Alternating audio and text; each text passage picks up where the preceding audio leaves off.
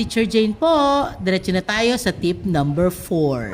Ang susunod po natin ginagawa ay ang pag-ulit-ulit na pagpapabasa sa kanila ng mga letrang patinig. Ito po ay upang paghahanda na para sa pagbasa nila ng mga pantig at mga salita. Ngayon, ang gagawin po nila ay sasabihin ng tunog ng bawat letra na nasa ibaba. Pauulit-ulitin lang ang pagbasa nito at kung maaari po, pwede nyo rin po itong i-post sa inyong pader na lagi po niyang nakikita upang pwede po niyang basahin anytime. So, paulit-ulitin lang po. A, E, I, O, U.